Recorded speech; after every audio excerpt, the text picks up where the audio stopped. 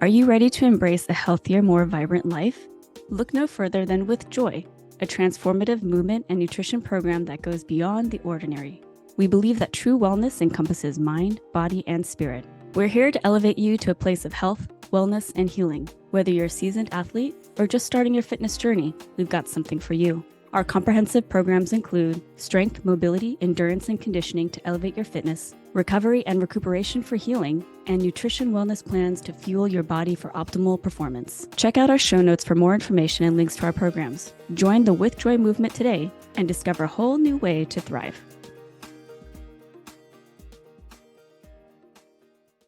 Hi, I'm Joy Han Silva. And I'm Laura Han Segundo Collins. And welcome to Hahnacity.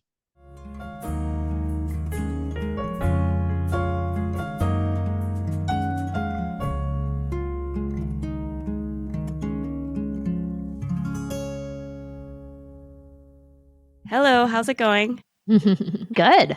Great.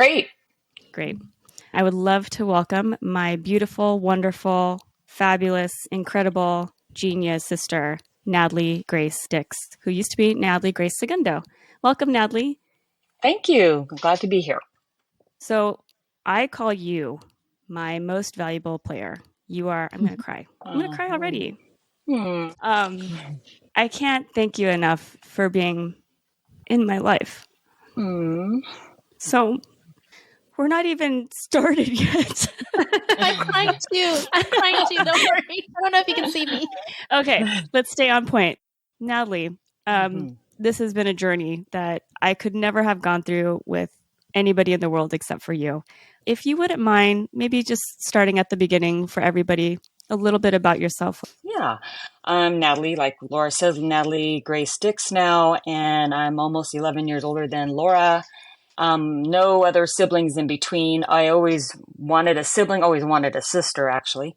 And I just remember being at the young age of 5 years old, praying to God every night, God, please give me a sister. Please give me a sister. I will take care of her. And almost 11 years later, that prayer was answered, and I had wonderful Laura. And little did I know that I had to hold on to that bargain that I had with God. As you know, the age gap was that I was basically like a second mother to Laura, and helped my parents take care of her, picked her up from school, took her to her extracurricular activities. But in high school was hard because I had other things going on, and I think that you were in the hands of some babysitters, and I think just because you had a lot of energy that they put you into gymnastics, and anyway, that's how no kidding. Introduction. The babysitters. Yeah, gosh, don't you remember that? Nope. Yeah, the family in Arcadia put you into just kind of a recreational at the park at Santa Anita Park, and you would go, twice a week just to burn off some calories or energy, not calories, energy.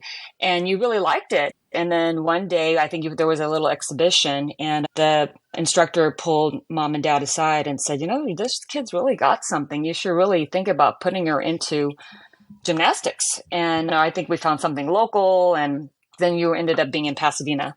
And I was then helpful with getting you back and forth to gymnastics practice. And then it kind of escalated to where you went with that. So I was like the older sister, but really a second mom to Laura. And we had a very special bond at a young age. And even with the age gap, I don't think that even mattered. We still had a special relationship and friendship.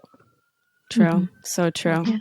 I mean, you're talking a lot about me right now, but I would love for people to know a little bit more about you, Natalie, at that time. Like, I feel like you had to, I don't want to use the word give up because I know you chose some things too, but I'm sure there was giving up as well. But what were you into at that time for yourself? Well, the usual teenage stuff, I had work. If I wanted some play money, was trying to get through school, didn't have really, I don't know if you've discussed the situation in the household. It wasn't the ideal situation. Parents should have been divorced, but they stayed together. But there wasn't a whole lot of parental involvement as far as my future. Like, what do you want to see yourself in 5 years from now? And I don't feel like I got that support. It was just kind of a year-to-year thing. So when senior year came, I was like, oh, college. And looking back, I just felt like at the time I didn't have the real grades that I wanted to go to the big schools, nor did I have the support at the house. So for me, it was, okay, the city college route, and still didn't really know what I want to do. I knew I wanted to go into the medical field, but didn't really know specifically. Well, I mean, thought of pediatrician, but my grades at the time weren't where they should have been for that.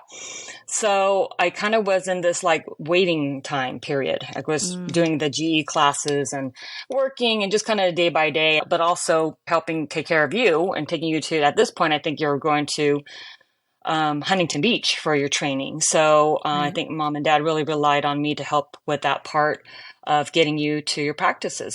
So I just kind of was existing, honestly. I didn't have really big aspirations. I had aspirations, but it wasn't like, I didn't have like a path, like, okay, this year I'm going to do this. In 5 years, I got to have this done. I knew it was eventually going to happen at some point. It just didn't have a push to start.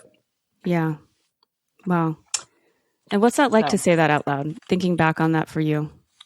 Well, being a parent now of 3 kids and really helping them, having a wonderful husband, partner on my side, and we're helping our children to navigate their future. I just feel like, I'm not talking down on our own parents. I think, just being immigrants and not knowing the ways of working things out here in the States, it's just that I feel like I'm getting a second chance with my own kids, like reliving my life through them. So, given, and I'm not regretting anything. It led me to where I am today. I have no regrets. Would I do things differently if I were to go back? Sure, I would do it. I would still pick the same husband. I still would have my children. I would probably have chosen my profession a little sooner. I would have really chased after my dreams. So I feel like in my position where I'm at now, I'm really just encouraging my kids to go for it. Just do it. If that's what your heart tells you to do, just do it. It may be some stumbling blocks along the way, but if your heart's telling you to do something, just do it. So I feel like that's what I've learned and what I'm now encouraging my own kids to do. Yeah, so true. There's 2 things that I have in my head that I think about in childhood. One is a tape line that goes down in the house. Joy's smiling. And the second one is stadium running. I remember having to wake up and go, you would like to have a stopwatch and we'd be going to the track. Oh my gosh, I know. Remember that? Yeah. What was that? I mean, I'm curious. Was that my idea? That was your idea? Whose idea was this? Well, because I think in middle school I was doing, I did track and field, and I don't know. I think I was just trying to play coach at the time as, 17, 18 years old. And also, just kind of seeing the potential in you, and you were motivated, and it was just something also for you and I to do together. And, yeah, so that stadium thing, crazy. I feel like, oh my gosh, I would never have done that to all my kids today. You were 17, Natalie. You were 17. Yeah, 17. And trying to help me out. And I loved it because I got to do something with my big sister. Well, I think also because at the time, that's right, I was really big into tennis. I really loved tennis, and such an amazing and I didn't really get that support from my parents. So maybe it was my way of, extending that to you. Was like, I saw your dreams and I saw, well, I could help you. Maybe this will help you get to where you want to go. Maybe I felt like my own time wasn't, I didn't have enough time where you had all this time ahead of you. Oh, hon. Thank you, Natalie. You're welcome. I'm crying again, you guys.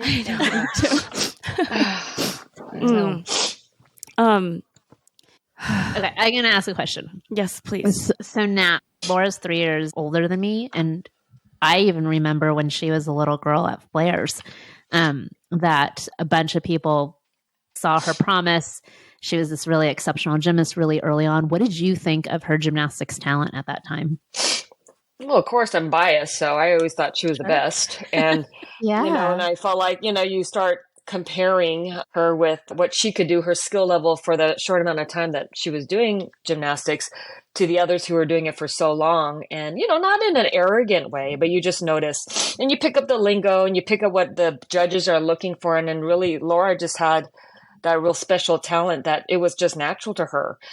So, you don't ever brag, but inside, like, oh, I know that she was maybe better than this other person. And I think the other parents also knew too, and walking into practices or competitions, they would recognize that it was Laura Segundo walking in and all eyes would be on her. And, maybe in the beginning, I just thought it was just a hobby. I didn't think it was going to really take off until she started competing, and then realized, like, shoot, she's really coming at the top of California. Yeah.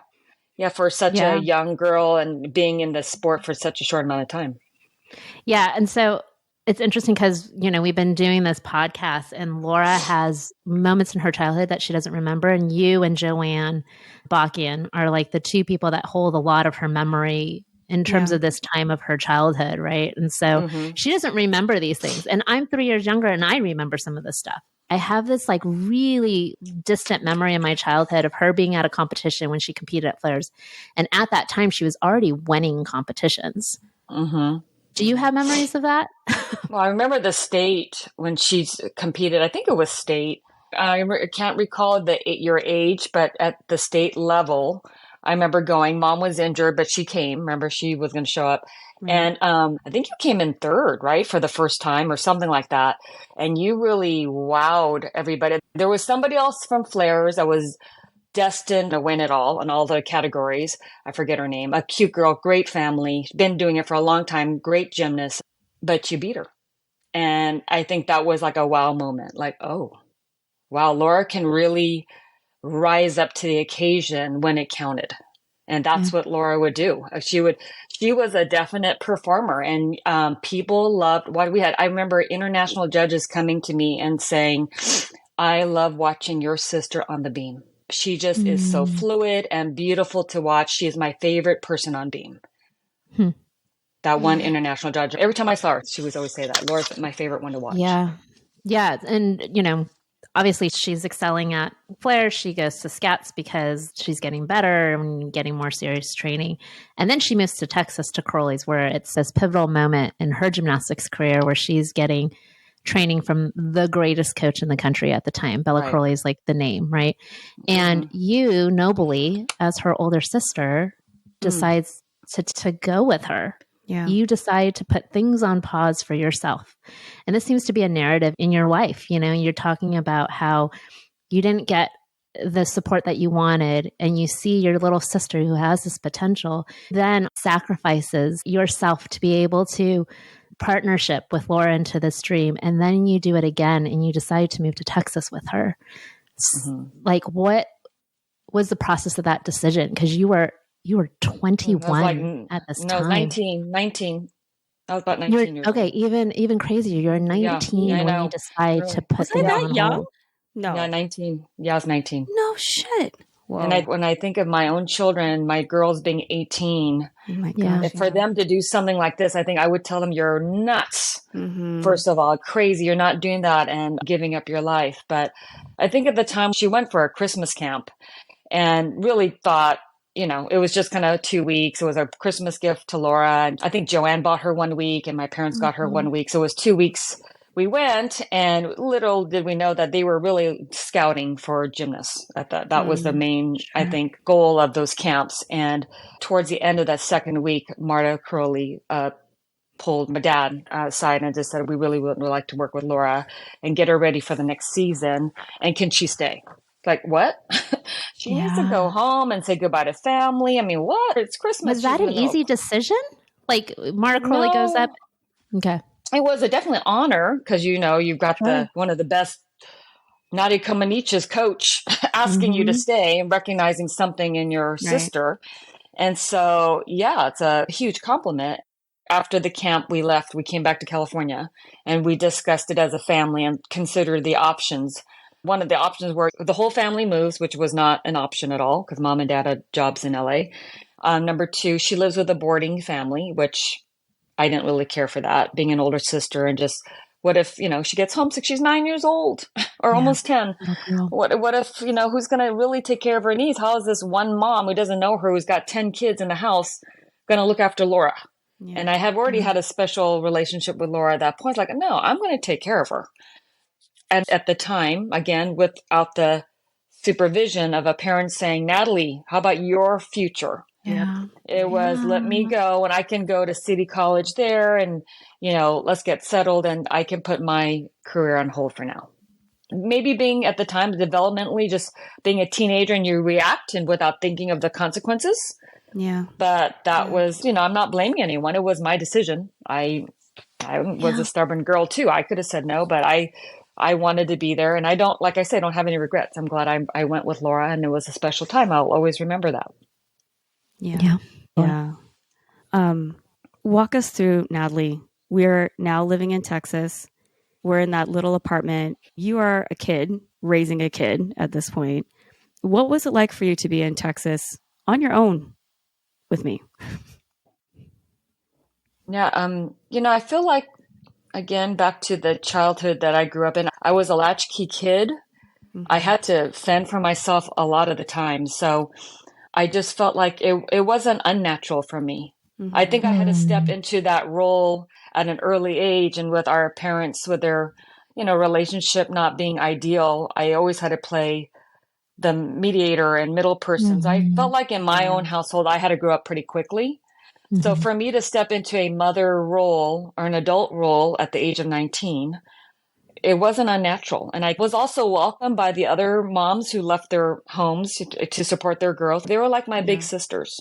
Yeah. So, and then I met in one of those groups, in that mother group, I met a nurse, and she's the one that she was very pivotal in helping me make a decision to go into nursing school. So I felt like it all worked out.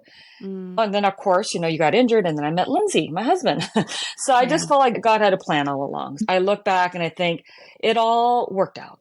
It really did. But it was hard. I mean, I had to learn how to cook. I didn't know how to cook. I had to go get the cookbook. There was no internet back then, and Googling recipes. I had to think things up. And I mean, it was an experiment a lot of times, and a lot of simple eating, but we did it. We made it. And we turned out okay. Yeah, you kicked ass at it. Yeah. I mean, so much so that you even had a couple of the other families ask you to take on their girls. Yeah, that's right. Yes, we did. We Mom took on of 2 other multiple. gymnasts. Yeah. Wow. So you're a single parent of 3 now. Yeah. For real. It's crazy. Yeah, when I met Lindsay, he thought I was a single mom. Yeah. He thought I was that. He thought Laura was my daughter. Yeah. That I was a divorced woman. Yeah. That's crazy. Well, it's interesting, Nat, because as we're sharing our story, we talk about this buy-in to this dream, right? Like Laura, she had to agree to this also, right? She made this commitment. She wanted to be a gymnast that went really high, and it was part of her decision too. But we talk about the buy-in, not just with the individual, but with the family, because you're supporting Laura, and it's also putting things on hold for you. And so you're also committed to this dream, right? Like this is what are we doing in order to help this little girl achieve her goal? Yeah. Can you talk a little bit about, you're not the athlete, you're now a guardian, and you're watching these workouts, and you're watching your little sister do these phenomenal tricks, but then you're also part of that environment. For all families who see this on the outside, this is sort of all we really know about high level gymnastics, right? Like this is sort of the culture and the environment. Going from California and you go into Texas, what is that first initial impression of Karolyi's gymnastics when you guys get there? Well, I don't want to use a word. I don't want to say hostile, but definitely a strong walking into that room where all the parents sat. It depends, the elite level especially. So I feel like when Laura started at Karolyi's, they placed her, was it class 3, Laura? Something like that? I don't remember. Yeah, it was that cute little Hopes group. It was right underneath the elite level when you're working with Rick's group, I guess. Yeah. And I just felt like that group was very supportive, those parents, because a lot of them were transplanted families that came from different states. And so we're all new at this, and, a lot of hope, a lot of excitement, a lot of support. I felt that was a safe place for me. And that's where the moms really took me in as like big sisters. But then when you got moved into the elite level, I felt like I was now in big dog territory, and everybody wanted to be alpha dog, and they didn't like this new dog that came in from California. And I walked in on a practice at the tail end of your practice, and I heard a mother make a side comment because you were catching, I forget, I don't know if it was the Dekachev, or you were catching it and you're catching it quickly. And they said, well, she just might break a leg. We don't know. We'll see. I'm thinking, don't you think, aren't we on the same team here? Shouldn't we be encouraging each other? And that's when I felt like, I don't know if I like this group. I just felt like the moms and a couple of them wanted to reach out to me and hang out with me. And I just felt like it was always a competition. I always felt like they were just sizing me up and sizing you up. And I didn't like that. Yeah. Wow. Yeah. I literally had this conversation with Laura earlier, Natalie, because I think that, and Laura has a really difficult time acknowledging this, and so I'm going to do it for her. I think Laura was a threat. Oh, absolutely. Good. Because she was phenomenal. She wasn't like the 10th kid in the group or the 15th kid in the group. She was a threat because she was threatening the top kids. Well, they might bump their daughter off the elite team, you know? Yeah. Or whatever. Right. But I also think because she was that talented, and I know that there's this humility thing, like about being this Asian American kid. We grew up in this place of being told to be humble. And so I think we limit our talent. I always tell Laura, at this point, she was a champion already. She was already winning competitions by the time she was class 1. You know, she was sweeping these competitions. And I remember videos of you videotaping, and she would sweep the competition. It wouldn't just be the all around that she would win. She would be winning like vault, bars, beam floor, you know, like she was like dominating. And here comes like this kid who's winning, and she's moving up pretty quickly. She's getting things a lot faster than some of her teammates at that time. And part of the threat is she's not just possibly taking the kid who's barely making it in the group, but she could possibly be one of the best in the group. And so eyes can focus on that really easily. And that intensity and that pressure starts to escalate a little bit more. And I know that's hard for Laura to admit, but she was exceptional. You know? Yeah, I totally agree. And then when it got closer to the Olympic year, and then all those competitions that you really want your name at, like the Friendship Cup was big. Laura was getting invitations. It was always, who's going to be invited? Who's going to be invited? Like I think Karolyi was able to send 2 gymnasts, and Laura got the one invitation, and unfortunately she was injured. That took her out. But those big pivotal competitions, those were coming up, and you know, parents would be talking about who are they sending. Anyways, it was just a high level of competition and maybe threat. And, you know, everybody wants the best for their kids. Everybody is there for that reason. Everybody wants to make it to this goal. Every family sacrificed their lives, their finances, their marriages, other kids, everything to send this one child to the Olympics. And really, it comes down to luck and talent. Luck. I mean, Laura had all the talent. She was just injured. Yeah. So it just wasn't meant to be. But in some ways, I feel like it was a saving grace for her, because as she was going down that road of training with that Olympic team at the ranch, it was spiraling down for her mentally, and they weren't treating her right. There was a lot of control and manipulation. And then you see this dark side of the sport that you don't see on TV. You just think, geez, if the world really knew this was going on, I would never put my kids in gymnastics. I'm sorry. My daughter, who showed extreme natural talent, no, we're not going down that road. Yeah, it's such a sadness to me, because it shouldn't be that we have to prevent our kids or ourselves from being able to enjoy gymnastics and be able to nurture the talents that we have. Right. The issue becomes, how come we live in this environment, this culture, this society that values winning over people's bodies and minds? I do like now the rise of the let's enjoy gymnastics. And I really hope one day that they all sort of merge together, the enjoyment of gymnastics and the competitiveness. Are you overwhelmed, stuck, maybe disconnected in your relationship? Would you like to find more clarity and balance? Look no further than Laura Collins, LCSW, providing individual and couples counseling with warmth and empathy, a safe space to navigate life's challenges and connect you with your shine. Laura also specializes in working with current and former athletes and coaches' performance anxiety to post-competition transition. She understands the unique mental demands of the sports world. Curious to dive deep? Check out the links in our show notes for additional information about our practice and how we can support you in your journey.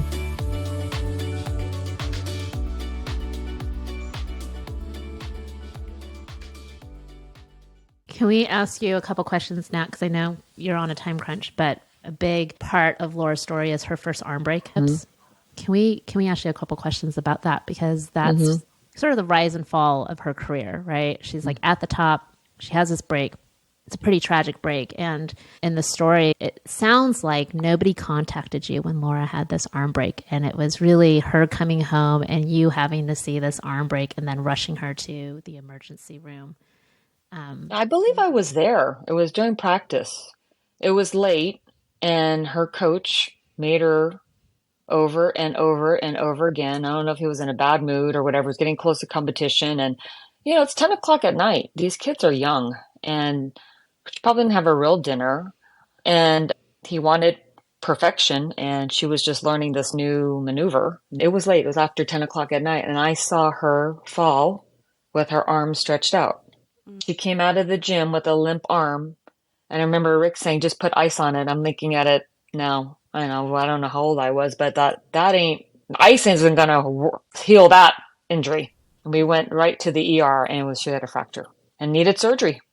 How old were you at that time, Natalie? Well, because you won the state after your recovery, which was incredible because you bounced back in no time to win state, right? So probably 19, 20.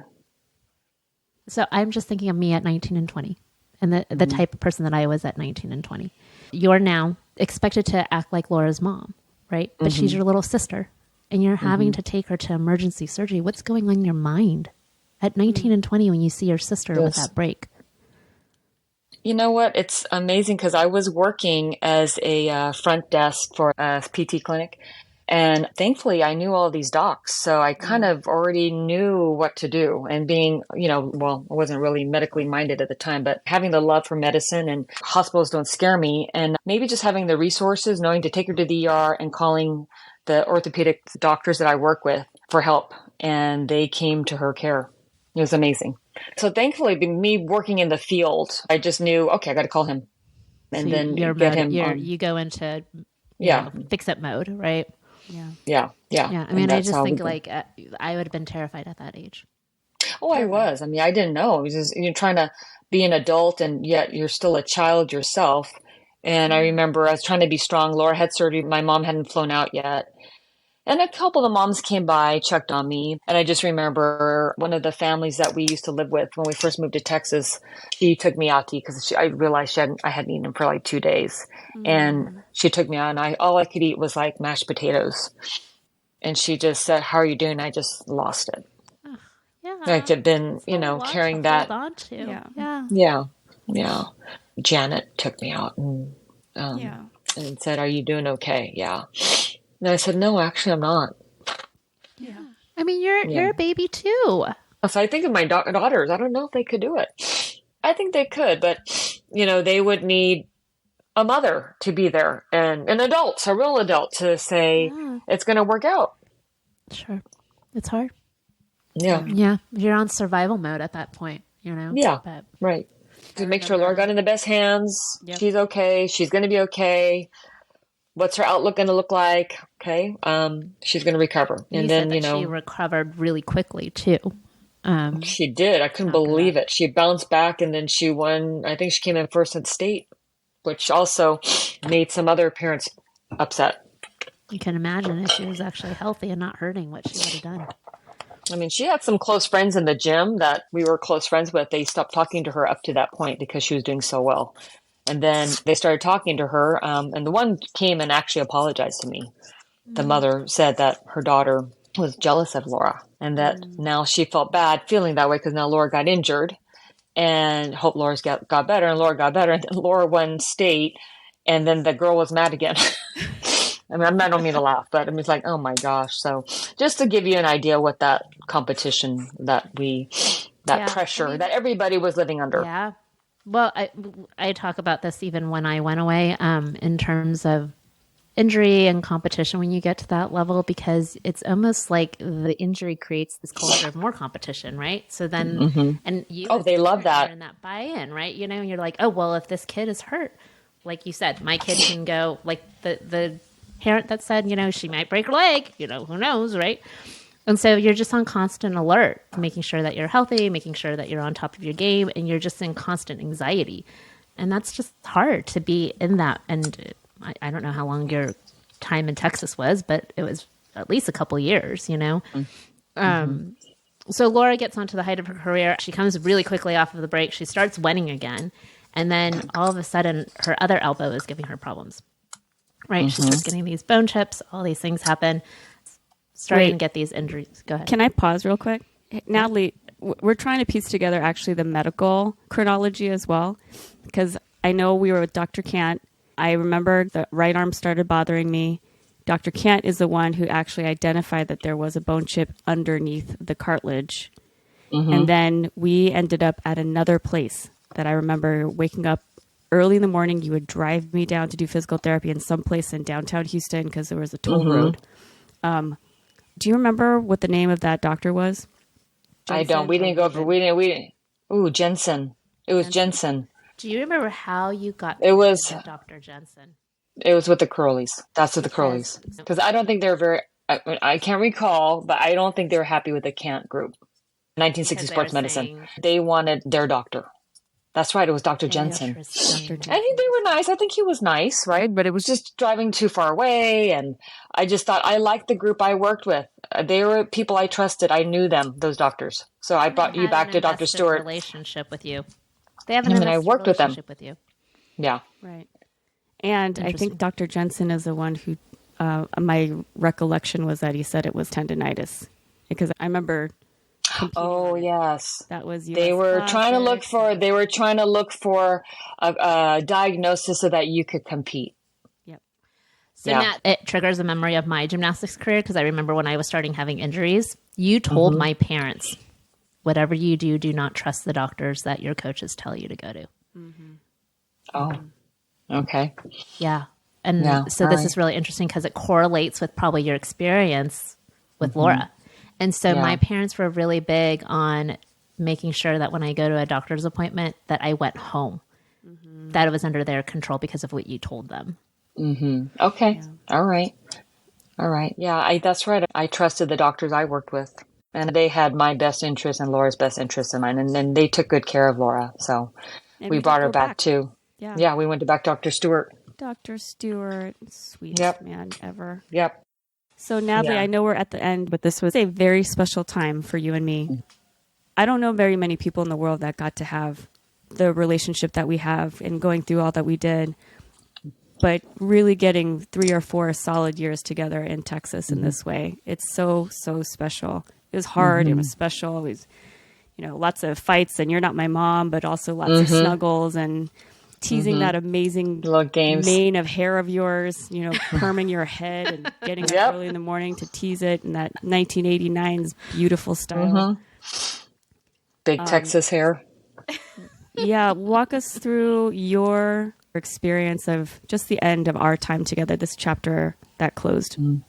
Oh, it was very conflicting because, just watching you being at a crossroads of your dreams not being met, and because your physical body couldn't keep up with what was asked of you, your mental health at the ranch, what you were and the other gymnasts were subjected to, and the name calling and the lack of food, and it was almost like a prison. I remember going out there once a week, maybe with a mom, and we would take you to a diner, and you guys were like famished prisoners eating. We gave you hamburgers, French fries, shakes, and you guys were just scarfing this food down because you hadn't really seen food all week. And we tried to sneak food in your bag, and they would confiscate your belongings and anything, gum, candy, whatever was taken from you. And it's just like, I remember questioning, what are we doing? Subjecting these poor girls to. This is not the idea I had for my sister or anyone, for an athlete. I mean, you're supposed to support them. They're supposed to be eating well. They're supposed to be getting their sleep. They shouldn't be stressed. They shouldn't be overworked. So you had that part. And then just the shattering of your dreams, not being able to fulfill your dream while you went out there and the sacrifice that you made. And so it was kind of mixed emotions. In some ways, I felt a relief that you were going home and you were going to get your life back. And even though you didn't attain the things you wanted to when you went there, you were getting your life back, and that you're going to be treated like a human. Yeah, was I sad that dream, that going to the Olympics and all that you worked hard for and that you deserved to go wasn't going to be fulfilled? That part was a loss. I felt like a loss. But I felt like you were going to gain your life back. And had met Lindsay, and now my path was going to take me on to start living my own life. So it was a real crossroads for you and for me. I was like sad but happy at the same time. Is this, bittersweet emotions? Sure. Yeah. Do I have any regrets? No, I don't. But I wish it had a different ending. I wish it would have been more happy or more positive for Laura. And it did eventually, but it didn't fulfill that need why she went out there. And I think it changed her outlook and perspective on the sport for a long time. She couldn't watch any gymnastics for a long time. I'm sure it affected all of you. Yeah. Yeah. And there was no, hey, we're going to miss you. Hey, I'm so sorry. It was just like, bye. Not even that. It was just next. And anyway, so it's kind of a downer, really, when you've contributed to the sport as well. I mean, you won accolades for them. Yeah. Wish it had a different ending, a little bit of a different ending. Would have been nice, but. Sorry, I'm crying. Aw. That's okay.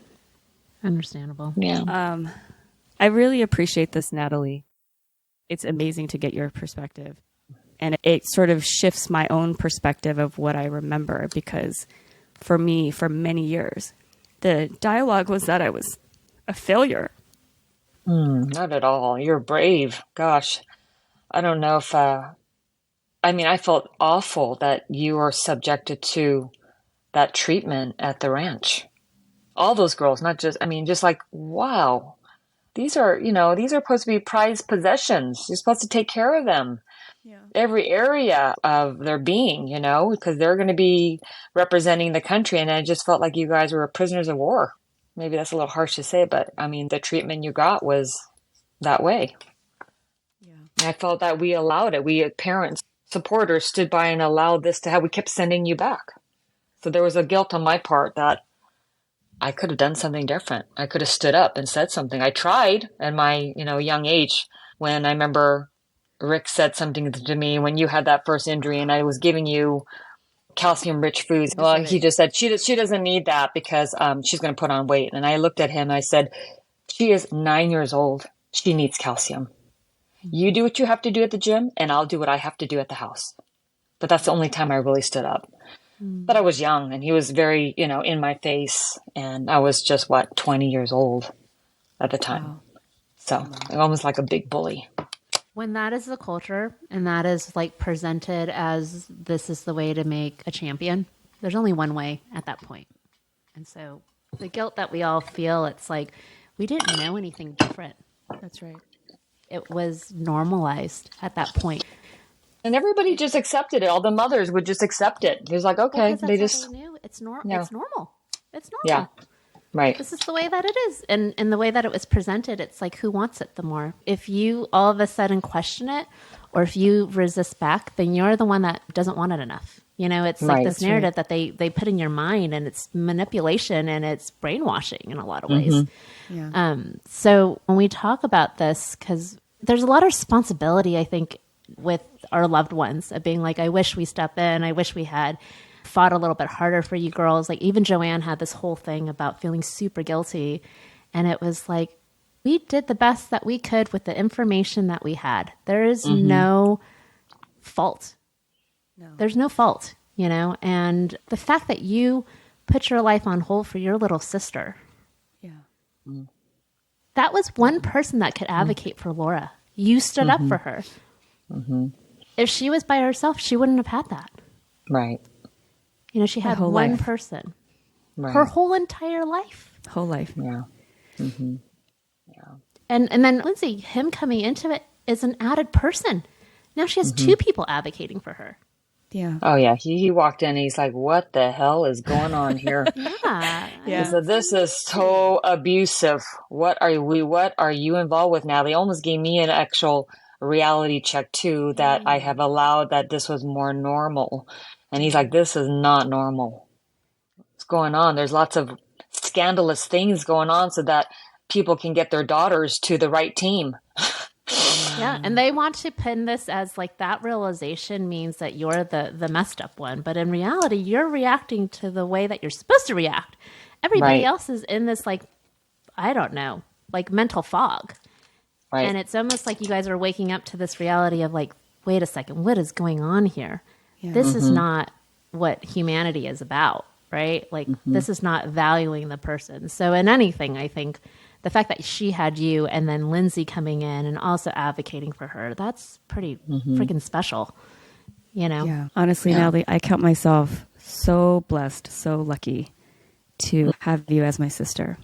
Oh, well, I'm feel the same. Blessed to have you, and I prayed for my little sister, and that's what I got. And I promised God I was going to take care of her.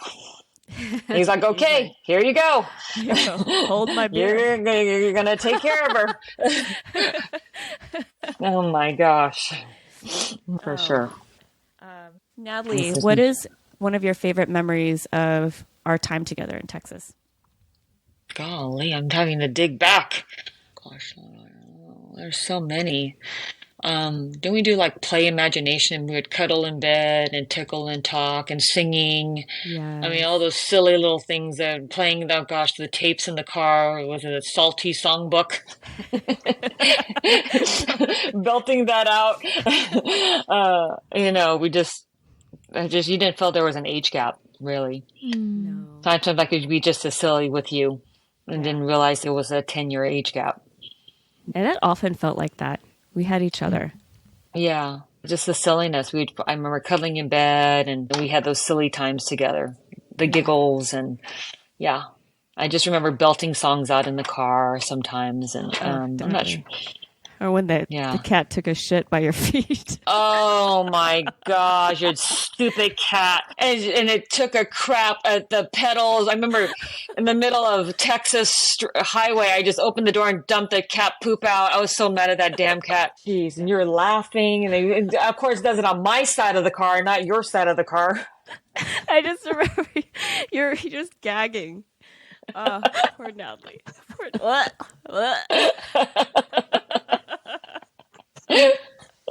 Yeah, down on my feet. Poops. Oh my gosh.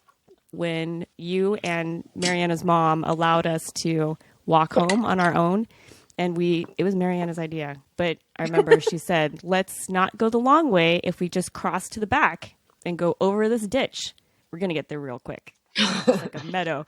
And we take a stick and we're sticking that stick into the ditch and it looks pretty good. And she takes a step across and then she's up to her belly button in mud. And I think I lost my shoe. And then as we're walking across the meadow, I'm just telling her, Natalie's going to kill me. And we get to the apartment and you just take a hose and you. Oh, I do remember that. You and Mariana's mom were pissed, but laughing and just spraying us down with this hose. And you're like, where's your shoe? The shoe is in the ditch. Oh my God. You and Mariana always got into something. Oh my gosh. The stories. I mean, you guys got into some silly fun. That's for sure. We had so much time. I was thinking not too long ago too about when we were spending Christmas in that little apartment with one of the boarding gymnasts who taught us how to craft, and we made all the ornaments on the tree. Oh, I think I still have some of those pine cones. Well, now she's got such a great crafting place, right? And that's her business now. Oh, that's awesome. Yeah. That's awesome. Yeah, I think I still have some of those pine cones back in those days. It's lasted all those years with the glitter. Yep. Yeah. Yeah. Sometimes my kids like, Mom, throw this away. It looks so old. Like, no, I can't. It's memories. Yeah. Yeah, I still have them. They come out every year. They find its place on the shelf somewhere. Oh. Yeah. Mm-hmm. Yeah. We had a lot of good times. Also, it was Galveston. You, Mom, and I went to Galveston. That was fun. And we were at the balcony, and there was all these seagulls, and those Korean popcorn. Remember, the Korean popcorn. We're throwing the popcorn out, and the seagulls are all over this balcony. We go downstairs, and the popcorn is everywhere, all over people's cars. And we walked past it like doo-doo-doo. Oh my gosh, I don't remember that. I just remember getting dressed up for dinner. And I think we were there it was cold, but it was just something special, kind of taking you away from our reality. It was a nice little getaway and on the coast. Yeah. That was fun. Pretty darn special. And Natalie, I just want to thank you so much for sharing your story with us, sharing our story together with all of our listeners today. I love you so much, and I thank you so amazingly much for being my hero, my everything. You are sensational, and I love you dearly. Oh, I love you too, both of you. And Laura, I don't regret one thing. I think what you guys are doing is wonderful and maybe going to touch lives out there, your listeners. And I would do it all over again for you. I love you.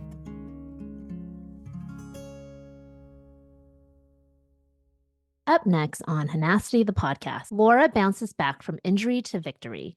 A fun fact about your win at US Classic. We did some research to see how many gymnasts at that time of any sort of Asian American descent were national champions. At the time, there were only 2, which would mean that you are one out of a few that have won a national title, which is incredible. And, for me, for both of us, it's a pretty white sport. Yeah. There's not many people that look like us. And me as a little girl watching you, and granted, we're closely related, but to see somebody that looks like me, you can only imagine the effect that could have had on many little girls who look like you. It's really badass. Join us on Wednesday for episode 6, Farewell Group 1, on Amazon and Spotify. Thanks for tuning in. If you have any questions, please reach out to us on Instagram, Twitter, Facebook, TikTok, and our website, Hahnacity.com. Share and follow us on Amazon and Spotify. Help us out and leave a 5-star review. Thanks.